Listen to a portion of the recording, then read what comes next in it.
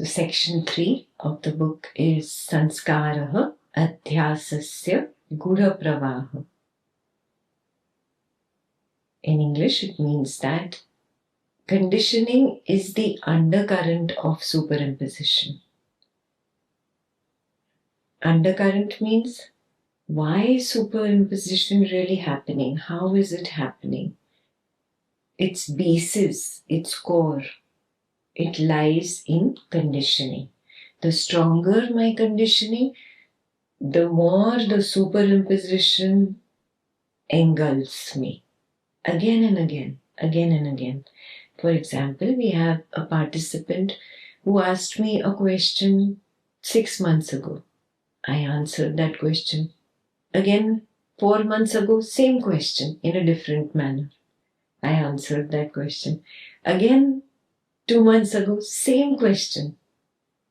And again, yesterday, same question.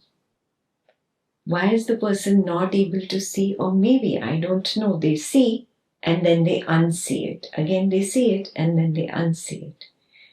Doesn't this happen to you as well? Why is it that you see something, very clear it is, and then suddenly you don't see it? This is the effect of conditioning.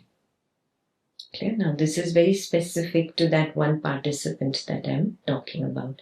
You see, what is it that is your personal conditioning that again and again wipes away the wisdom for you?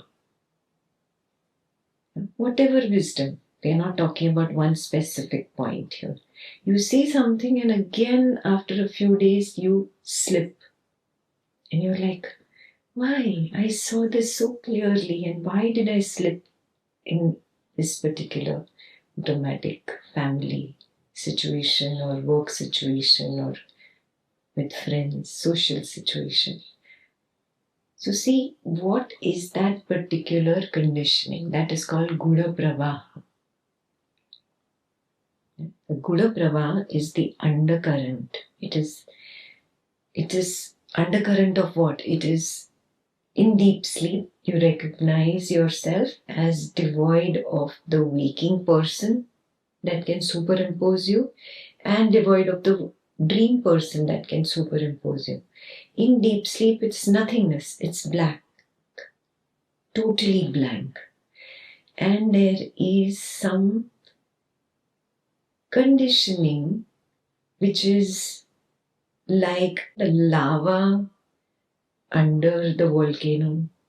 Yes, it has still not become an active volcano. It's just quietly lurking below the surface of the volcano. And there, one little dramatic situation trigger is enough for this volcano to erupt. Do you realize this? This is what happens to you. The skill is not after the volcano is erupted, do I do something about it? The skill is when I recognize the undercurrent. Is the title of section 3 very clear? Yeah. That undercurrent recognition, that is the skill that the wise one has and the unwise lacks. Clear? So let's start with point number 15. On a dark night, you're walking on a dark path, no moonlight, you don't have a flashlight, and you see a snake. This is coming from conditioning. We already did in section 2 what are the mechanics of how the conditioning comes up. I see a snake. I feel the snake exists. So what is the superimposition here? Existence, a characteristic of the rope, is superimposed on a non-existent snake. Remember, the snake is not there and the rope is not there and it's not really superimposing one on the other at the physical level. Remember, there is no physical world out there. Everything is mental. Everything is simply phenomena. At the mental level, what I have done, I have grossified a rope and I have a subtle snake form which is superimposing the grossified, objectified rope. This is superimposition.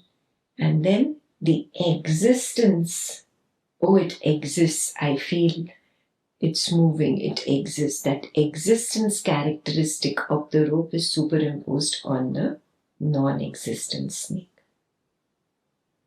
Yeah. Existence means to be. It is. Reality, it is not. Superimposition, it is. Yeah. That is the main point here of number 15.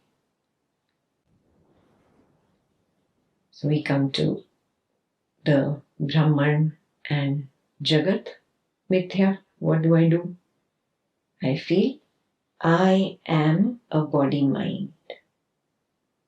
I feel I am this person speaking about this Advaita knowledge. I am this body-mind. Amness. We're looking at the existence criteria. No? So amness is there. Do you recognize? You feel that you are the listener of this knowledge. Amness is there. Are you recognizing that? So the existence characteristic of Brahman is superimposed on this non-existing body-mind. And why non-existing? Was this there in deep sleep? No. But something was there that knows about deep sleep. That something that knew about deep sleep, knew about absence of the world, absence of the body-mind person called Ekta, that which knew about absence of family, friends, social circle, that which was there in deep sleep is there now also. That is the existence characteristic of Brahman.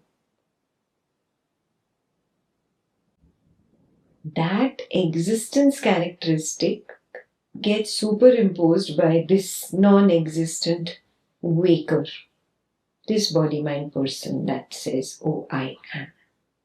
But is it? If it were, then it should have been even in deep sleep. But this is not there. But something is there. That isness of deep sleep, that amness of deep sleep, that is the existence characteristic of Brahman. Okay? Now don't try to objectify the existence characteristic, as in I should be able to see it like an object. Is that possible? No. You are Brahman. Yeah? Like the eyes can never see themselves, but the eyes are the medium through which everything is seen. Exactly like that. Don't try to objectify the existence characteristic of Brahman in deep sleep. How will you be able to? But you know, who knows that there was deep sleep? I slept so well last night. Who knows? Was this waker there? This was not there. Then who knows? That which knows. That which was common to deep sleep and is there right now. That is the existence characteristic of Brahman. Again, don't try to objectify it. Just recognize it. Sense it. That's all that is possible. Yeah? The other way we have done in the previous Atmadarshan sessions is where you recognize that there is the peripheral field of knowingness and there is the central core of amness. I know that I am. That central core of amness, that is the existence characteristic of Brahman. Amness, Sat. Don't try to make Sat an object. You cannot see it. Yeah, you can sense it. You can sense this point in Swapna Nidra Jnana Sadhana, and in open eyes with the recognition of the peripheral knowingness field and the central amness field. Point number 16. The conditioning in this one is the snake is real. The truth characteristic, reality characteristic of the rope is superimposed on the unreal snake. Remember, I have grossified the rope, objectified the rope, but my snake has not been objectified yet. It's only at the subtle level. So at the subtle, I have superimposed the subtle on the gross. And in my superimposition, I start thinking there is reality in the snake. The truth characteristic of the rope is superimposed on the unreal snake. How is this different from the other? There it is the sense of amness, I am. Here, I am a sentient body-mind. This is the conditioning. Yeah? I am sentient. The consciousness characteristic of Brahman is superimposed on the insentient body-mind. That is the difference between the first. First was Sat, this is Chid. This body-mind that appears to be sentient, what happens to its sentiency or its consciousness in the deep sleep? Where is it? Is it there? No, it's not there. So the consciousness characteristic belongs to what? Can it belong to this? If it belonged to this body-mind would have been conscious in sleep. But it's not. That is why the ignorant one always says, no, I am absent in deep sleep. I was not there.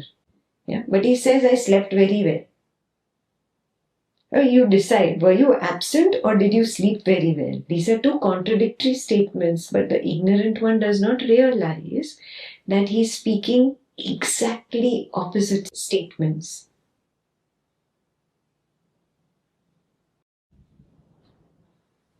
So, I am consciousness itself.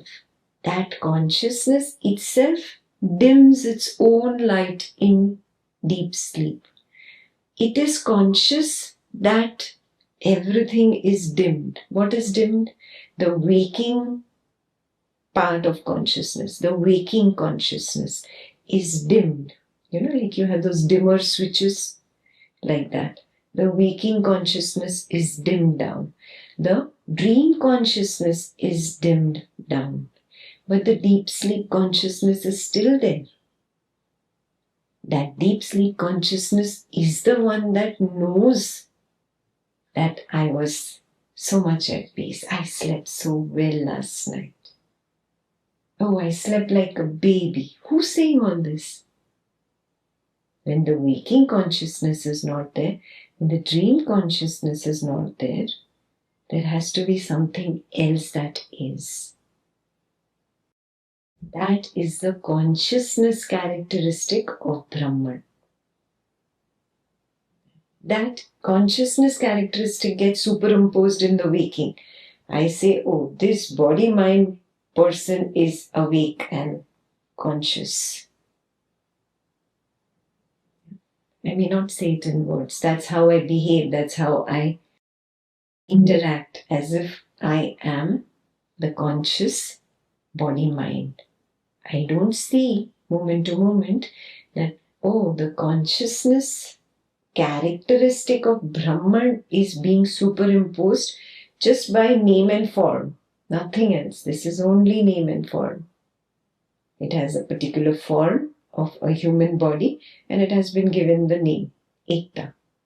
This is superimposing on the consciousness characteristic of Brahman. That is why, because of the mixture, it appears that this name and form is conscious. It is not conscious. It is insentient. I have to recognize this again in my deep sleep. In my deep sleep, there is something that is conscious of the absence of the waker consciousness and the dream consciousness. That is the deep sleep consciousness, that which knows the absence. Consciousness to know, to be alive, to be sentient. Sentient has the characteristic itself of knowing, not necessarily of doing, not of any other action like thinking, not necessarily of thinking, but simply of knowing. Recognize who's knowing right now. Ekta's telling me this about the three different consciousnesses. Who's knowing? What is knowing? Can this body mind know?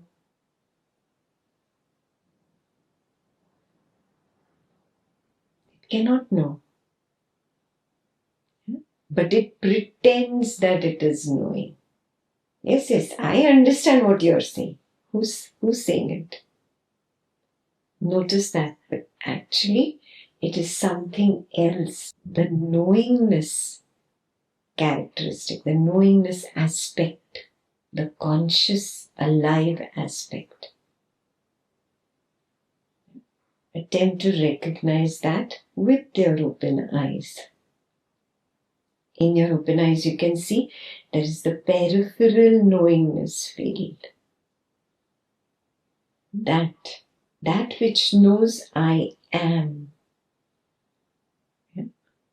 That I'm just pointing towards it like that. It's not that it's like this, okay? That which knows that sense of I am. That is the chid aspect. That chid aspect is there right now also, and it is very clear in my Swapna Nidra Jnana Sadhana, in my deep sleep as well. Point number 16 is clear? Okay. Let's move to point number 17. The snake is poisonous. Now, the poisonous characteristic of the snake is superimposed on the non-toxic rope. The poor rope has no such characteristic. Because of the idea of poisonous, what happens to you? It instills fear. Fear of what? This body-mind person, will die because of the poison. Fear of death is associated with the idea of poison. Do you realize this? So what is the conditioning really? The conditioning is, I am this mortal body-mind. I feel this is who I am. But this body-mind cannot be me, because when this body-mind is not there in deep sleep, I still am. Which means I am immortal. This body-mind dies at the end of every waking. Every single waking, this body-mind dies. So this body-mind is mortal. Whereas I, in deep sleep, I know I am. I am immortal. So the mortality characteristic of this body-mind is superimposed on the immortal Brahman. New symptom in the body. triggers the fear of death. Do you see this? One little symptom, something new which you've never seen before. One little symptom, and there that fear comes up. What happens? The moment there is the fear, the characteristic of mortality of the body has already been superimposed on the immortal Brahman. This is where you start applying. You start seeing, oh, I am that immortal Brahman. I was there in deep sleep. But this symptom which is there in this body right now, it was not there in the deep sleep. I am beyond death. I am beyond death. This recognition will make you fearless. What is it's okay. That does not mean you go and put your hand into the fire or you jump in front of a truck. No, I didn't talk about any heroic deeds. No. No heroism here. You simply are unaffected by things that can trigger the idea of death. You see what I'm saying? You have a straight line, an equanimous straight line. There is no up and down in that line. You hear that some elderly family member passed away. Instant trigger is there of fear of death. Recognize it. And immediately take yourself to the recognition of deep sleep. No, this body is not there, but I still am. Which means this is only a waking consciousness making itself apparent right now. This waking consciousness itself has projected that news of death of a family member. There is something that needs to be learned here. It's pointing me in a particular direction. Every single thing that is manifested in the waking is a wisdom pointer. It's taking me towards wisdom. It has a two-way direction. I can either turn towards wisdom or I can turn towards ignorance. I have that choice because I am consciousness itself, right? I have that choice of turning this way or that way. So enough I've turned this way. Fear of death, I'm going to die, this is going to happen, that is going to happen, blah, blah. I've done this enough. There is only misery on this path. How about dropping this and turning towards the wisdom? So start applying this now. Become very clear that every single waking state manifestation is there to teach me something. Can I turn towards the wisdom instead of going back to my ignorant ways? Point number 17 is clear. Let's move to point number 18. The conditioning is that the snake is in motion. So the characteristic of the moving form of the snake is superimposed on the unchanging rope. And the rope does not move. It does not have any form. But I imagine movement in that form. Or it has a static form and I imagine a dynamic form. There is a superimposition of the dynamism on the static form of the rope, the unchanging rope. Yeah. How does this apply to Brahman and Jagat? The first layer of superimposition that I am this body-mind. Then the second layer will come. The second layer is, oh, I change, I grow, I age, I decay, and I die. All that is the attributes of this particular body-mind is now superimposed on changeless Brahman. The characteristic of change of the body-mind is superimposed on the changeless Brahman. I am so clear it is changeless. And where do I see this? In all three states now. Start with the deep sleep. That's where you realize it's formless, it's changeless. I am that. It has no body, it has no mind, it has no name, but I still am there. Oh, that is me. That is the one that knows the absence of the waking and dreaming. Oh, my knowingness is my permanent form. That's it. Only knowingness, consciousness is my form. Other than that, I don't have a form. There is no shape, no size, no color, nothing. Oh, that is changeless. It is there in the deep sleep. When it comes to the dream, even if the dream world is there, this knowingness does not change. The dream changes. The dream characteristics, the dream forms change, the dream world changes. But this maintains its knowingness, its consciousness. It is conscious of the dream. Yeah. So, if you want to attribute it a form, the form is only knowingness or consciousness. It has no shape, size, color, nothing.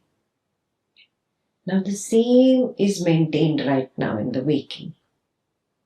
The waker is talking, listening, attempting to analyze this wisdom, attempting to see, do I intellectually grasp it? All this is happening in the waking. It is trying to bring up the memory of the deep sleep right now and attempting to see, do I really see it in my deep sleep? All this processing is happening. This is the waking state with the waker and the waking world. But the consciousness is the same, the changelessness.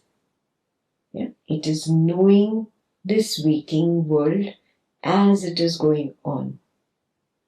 This remains changeless. Do you recognize that? Knowingness or consciousness is changeless.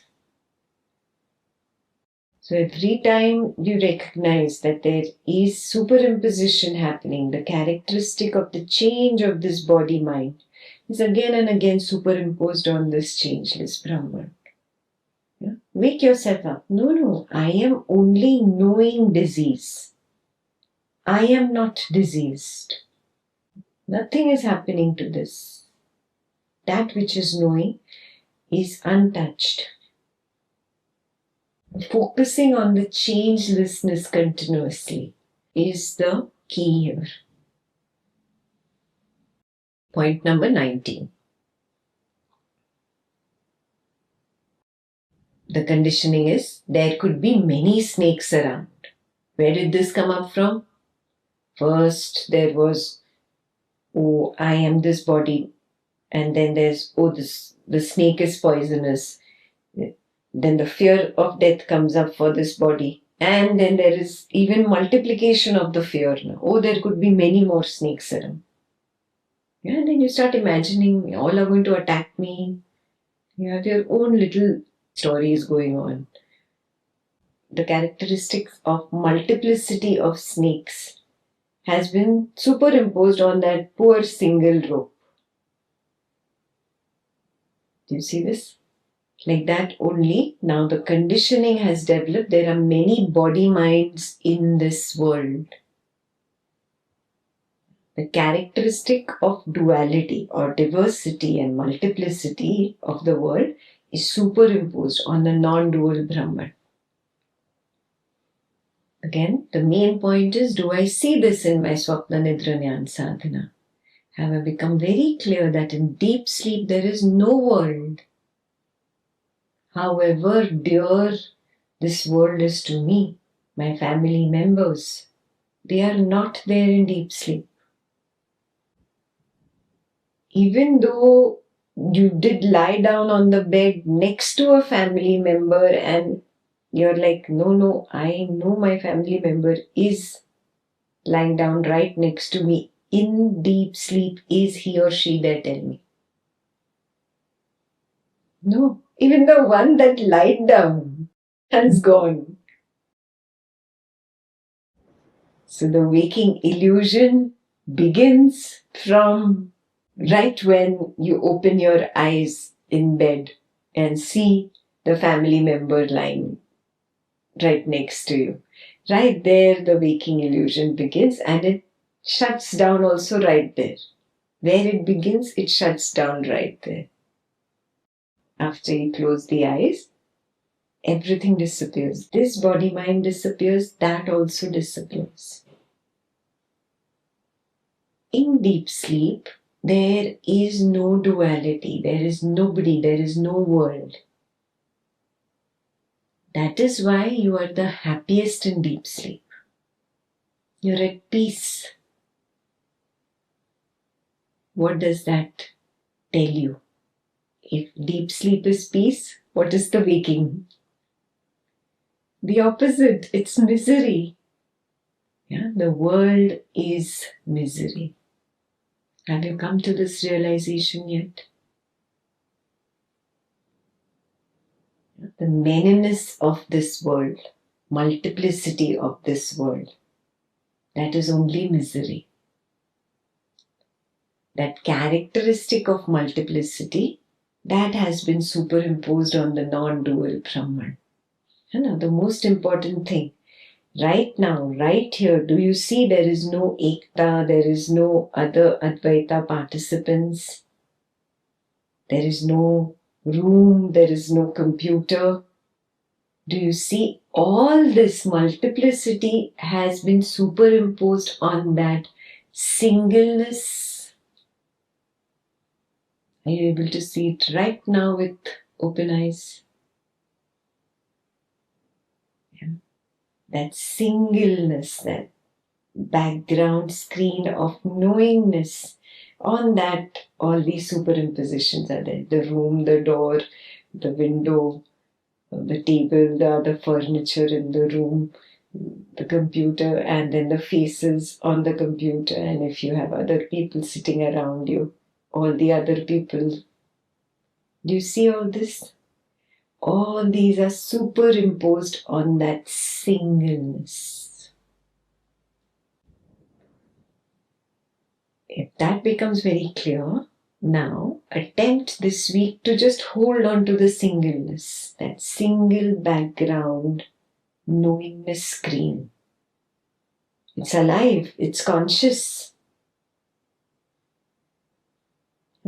but it is non-dual, it is changeless, it is peace.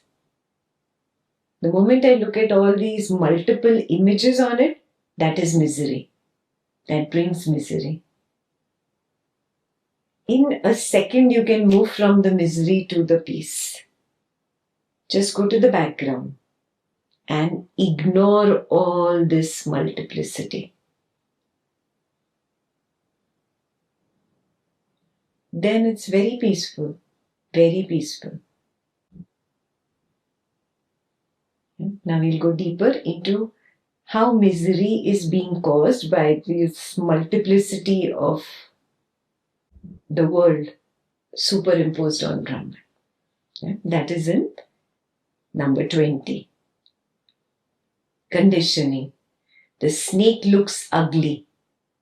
The characteristic of ugliness of the snake is superimposed on the plainness of the rope. Do you realize this? The rope is plain. It's not beautiful, it's not ugly. The rope by itself is a rope. Period. There's no question of ugliness or prettiness there. The moment you imagine the snake on it and you imagined all the story behind it. Oh, it's poisonous. This body, it'll die. Then its family members, they will sit and cry and this will happen, blah, blah, blah, and how you made the whole story. The whole story is the ugly part. Do you recognize this? This whole story has triggered an unpleasant feeling in you. And that is what you are calling ugly. But you don't know that in ignorance, that it is that unpleasant sensation churning inside me that I am actually feeling is ugly. I am putting that label on what I see. In this example, it's the rope. It's plain, but I see an ugly snake on it. Similarly, there is just one example given there where you probably walk in front of the mirror and you realize, oh, I'm not pretty. Yeah, the characteristic of form is superimposed on the formless Brahman. What happened really? First, there was the superimposition, I am this body-mind person. Then there was the superimposition of some story related to the form, the aesthetic part of the form, how the form looks. There was a story created. An unpleasant sensation arose within. That unpleasant sensation was the one that made you feel not pretty. And you looked at the reflection in the mirror and said, I am not pretty. Every little label that you put on yourself, you are actually uncomfortable not with the form. You are uncomfortable with the sensation created by the story around the form. What do I learn from this pointer? Let me not jump into the story making. The story making is the multiplicity. The multiplicity is being superimposed on the singleness of Brahman. Can I just hold on to the singleness? And even if the form of the body-mind appears in the mirror, even if the first trigger of the story starts appearing, whatever, I am not pretty or somebody else called me not pretty, something that is going to trigger this whole jing bang story of multiplicity. Right there, you go back to the singleness. You cut the cord of the story dies. The story will not multiply and reach that unpleasant sensation. It won't complete its whole cycle.